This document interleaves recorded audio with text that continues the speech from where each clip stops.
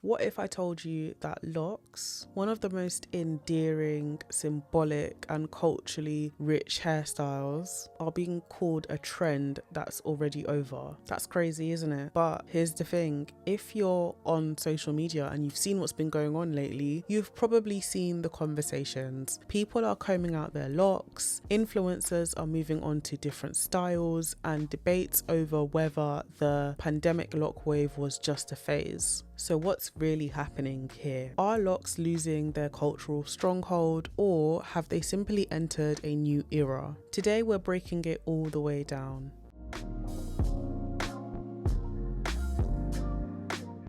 Let's rewind back to 2020. This is a time where the concept of time just didn't feel real, and suddenly everyone was stuck inside, staring at their reflection for way too long, and me included. The world had slowed down, salons were closed, and people had no choice but to start experimenting with their hair at home. Protective styles became a go-to, but for many, locks were the ultimate next step. They offered a sense of freedom, a break from constant manipulation, and for some, an entirely new way to embrace their natural texture. This was also the same time where social media completely changed the way we engaged with hair content. TikTok exploded with starter loc videos, YouTube tutorials on how to maintain locks at home were hitting millions of views, and Instagram was filled with before and after transformation posts and journey posts. Locks weren't just a hairstyle. They became a movement, a conversation, and for many, a symbol of reclaiming ownership of their image. But let's be honest, there's also a community aspect with all of this. With everything else that was on pause, people were looking for new ways to connect with each other, and loc journeys became something to share, celebrate, and document in real time. It felt like everyone was in this together. Whether you had just started your locks, were years into the process, or were simply admiring from the sidelines. There was also another side to this. While many people embarked on their loc journey with deep intention, others jumped because it was trending, and trends by nature fade. So fast forward to 2025, what do we see? A lot of people combing out their locks, cutting off their locks, and sharing why they changed their mind, and sparking the question, was it just a phase? Is the loc trend over, or is it just the natural progression of a style becoming more mainstream?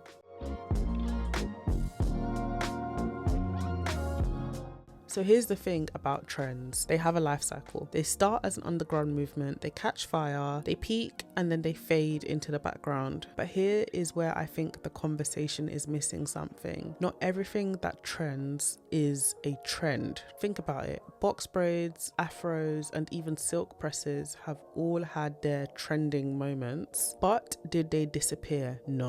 They just became part of the rotation. The same thing is happening with locks. Yes, the starter loc journey might not be the viral content machine it was in 2020, but that doesn't mean locks are going anywhere. What's happening now is that they've settled into a new space. Less of a hype trend, more of a normalized choice. I think there's also something deeper happening here. The natural hair movement has reached a level of maturity. That initial wave of excitement, the exploration of different hairstyles, and the mass experimentation with these styles have all led us to a point where black hair choices feel more fluid. Locks aren't just seen as the grand final decision anymore. They're just another choice in the ever expanding world of natural hair expression. But let's pause for a second. Why do some styles get labeled as trends and others become timeless? You know, the moment something is associated with black culture, it gains widespread attention, and then there's often a rush to categorize it as like a fleeting moment rather than a lasting staple. So historically, locks have been tied to identity, spirituality, and cultural pride. In many African cultures, locks symbolize wisdom, strength, and a connection to ancestry. In the Rastafari movement, locks are not just a hairstyle but a commitment to a way of life. And yet, because locks had a mainstream moment,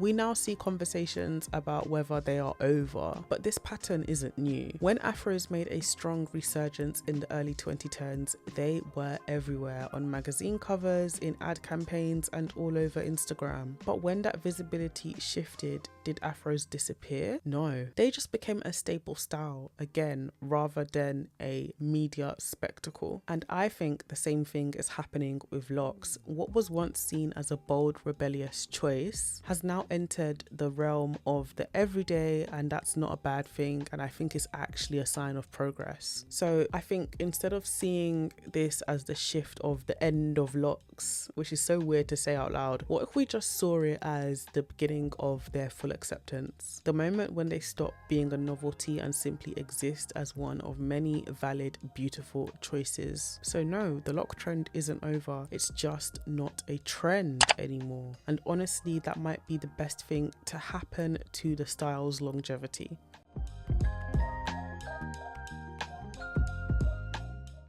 If there's one thing that's changed in the last few years, it's the idea that locks are a permanent, lifelong commitment. People used to see locks as the final decision, something you had to stick with forever. Now, locks have become part of the hairstyle rotation. We live in an era where black hair versatility is at an all-time high. 1 month is box braids, the next is a wig install, then it's a silk press, then it's back to braids. The same thing is happening with locks. More and more people are starting their lock journey, enjoying them for a few years, and then deciding to switch it up, and the ability to do that without stigma, that's progress. I also feel like this shift also speaks to the evolution of personal expression. In the past, committing to locks was often seen as a major, irreversible decision, one that requires years, if not a lifetime of dedication. But in today's landscape, I really believe that we're seeing a more fluid relationship with hair. The idea that locks can be a chapter in someone's style rather than the entire book is liberating. Let's think about it a little bit. Technology has made removing locks more accessible than ever. With the right techniques, locks can be combed out instead of being completely cut off. This has played a huge role in destigmatizing the decision to start locks, because people now know that they have options if they ever change their mind or if they realize that this is not for them. But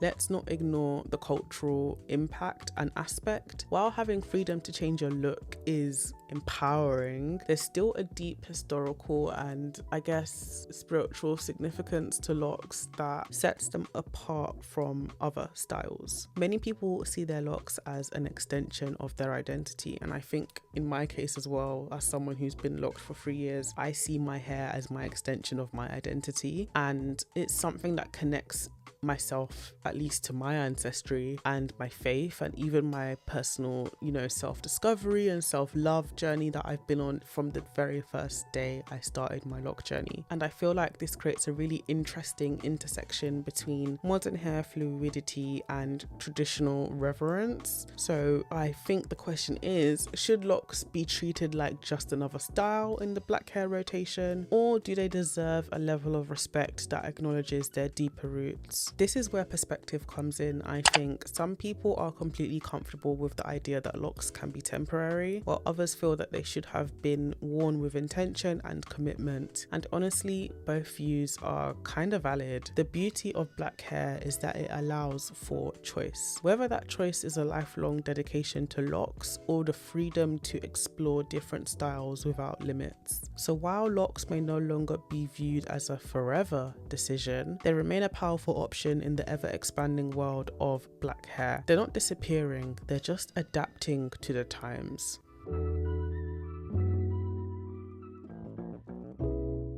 Locks are more than just a hairstyle.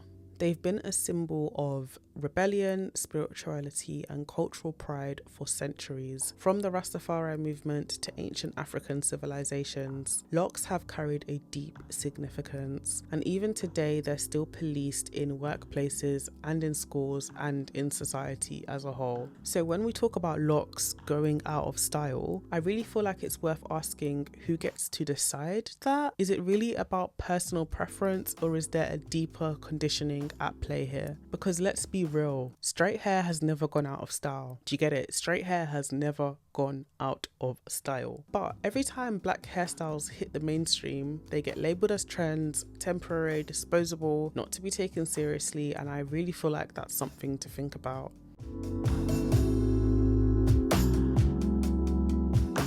Another factor that we have to consider is the influence of social media and celebrity culture. The way we engage with hairstyles now is entirely different from a decade ago. Celebrities and influencers play a huge role in setting beauty standards and what's considered in or out. When high-profile figures like Zendaya, Chloe Bailey, or even non-black celebrities experiment with locks, it sparks interest, let's be honest. But the moment they move on to a new style, people start to question if locks are still relevant. I really love Chloe Bailey and her sister's locks. I'm not sure if they both still have locks. I think they do. Beautiful, beautiful, beautiful. I think I started realizing the versatility that they had with their locks when I was about a year or so into my journey, and it really gave me inspiration to keep going, for one, so shout out them, and two, their hairstylist. I'll put them up on the screen if I can find them. Goat, the goat. Sometimes I was looking at them and their hairstyles and I was like, where's their locks? Where have their locks gone? I don't know where they are.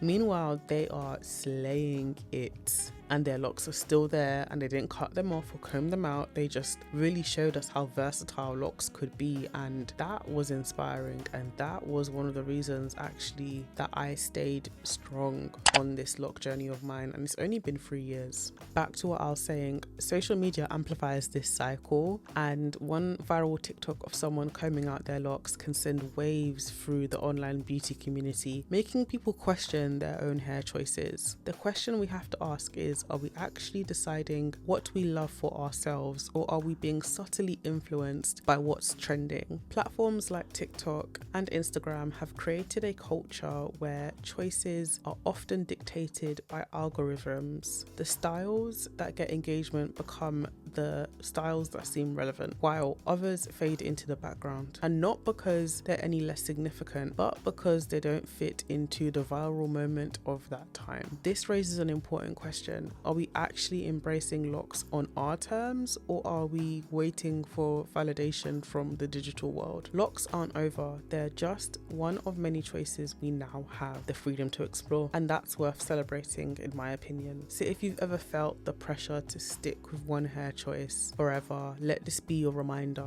Your hair is yours to do what you want with, and whether you're locked for life or just a season, your hair journey is valid.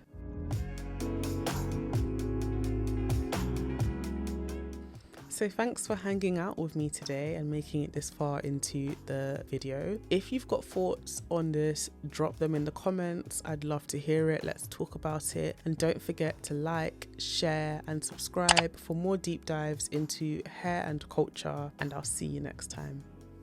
Bye.